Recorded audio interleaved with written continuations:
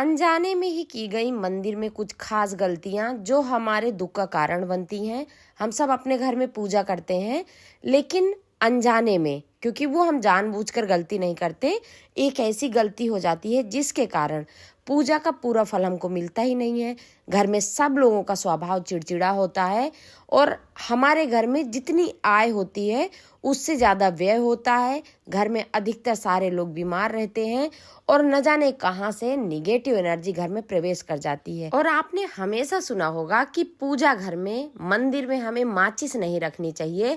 तो हमें माचिस क्यों नहीं रखनी चाहिए? क्या ये माचिस ही दुख का कारण है? और अगर मंदिर में माचिस नहीं रखेंगे तो फिर माचिस कहाँ रखेंगे?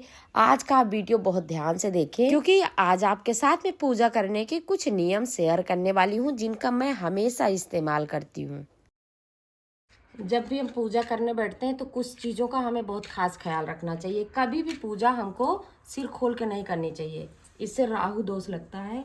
तो हमेशा हमारे बाल ढके हुए होने चाहिए। इस तरह करके आपको अपने सिर में पल्ला जरूर रखना है।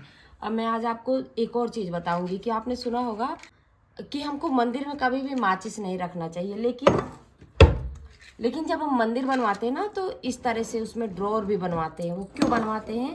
कि ये सारी पूजा की सामग्री हम रख सके। तो हमको माचिस तो रखना चाहिए, लेकिन माचिस का एक पार्ट कभी भी मंदिर में ना रखें। वो कौन सा पार्ट है मैं आपको दिखाती हूँ। जैसे हमने ये पूजा करी,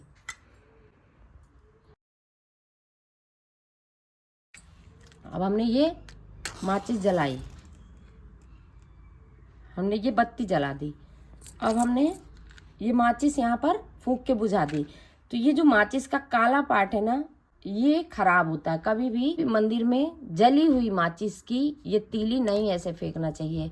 अपशगुन होता है, इससे नकारात्मक ऊर्जा आती है, क्योंकि ये काला पार्ट ना निगेटिव एनर्जी को अपनी तरफ खींचता है। देखिए, जो माचिस की तीली होती है जब तक जलती नहीं तब तक उसमें कोई भी दोष नहीं होता, लेकिन जैसे ये माचिस की तीली जल जाती है, इसके आगे का भाग इस तरह से काला हो जाता है। तो इस टाइम पर जब हम मंदिर में दिया जलाते हैं तो हम ज़्यादातर क्या करते हैं कि मंदिर के आसपास ही इस तरह से तीली फेंक देते हैं। खाली माचिस की डब्बी भी फेंक देते हैं। तो कभी भी, पहली बात तो मंदिर के आसपास में कचरा रखना ही नहीं चाहिए, इस तरह से साफ कर देना चाहिए।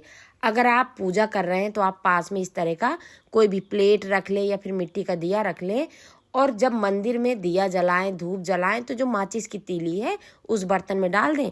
बाद में आप चाहें तो उसको डस्टबिन में डाल दें, या फिर जिसमें आप ये फूल वगैरह डालते हैं ना उसमें डाल सकते हैं, या फिर गमले में डाल सकते हैं।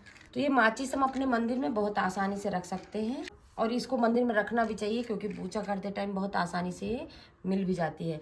लेकिन ये जो माचिस का जला हुआ भाग है, ये जो तीली जल गई है, इसको कभी भी मंदिर के आसपास ना फेंके, इसको आप सीधा डस्टबिन में फेंक दें।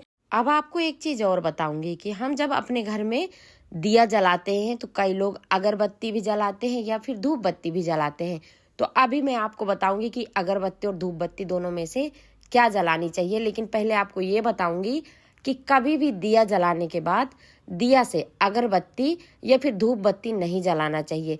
पहले आप अगरबत्ती जला रहे हैं, धूप बत्ती जला रहे हैं, उससे आप दिया जला सकते हैं, लेकिन कभी भी दिया से धूप बत्ती अगरबत्ती नहीं जलाना चाहिए। उससे हमारे सिर में कर्जा चढ़ता है।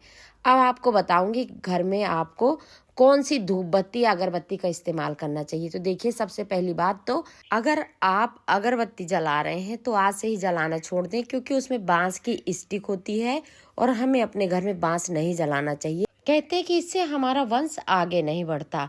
तो आप अपने घर में धूप बत्ती जला सकते हैं। इस तरह की गीली वाली धूप बत्ती आती है, या फिर सूखी वाली आप जला सकते हैं। तो आप भी पूजा करते टाइम इन चीजों का ख्याल रखें। उम्मीद करती हूँ जानकारी अच्छी लगी हो। जय श्री राधे।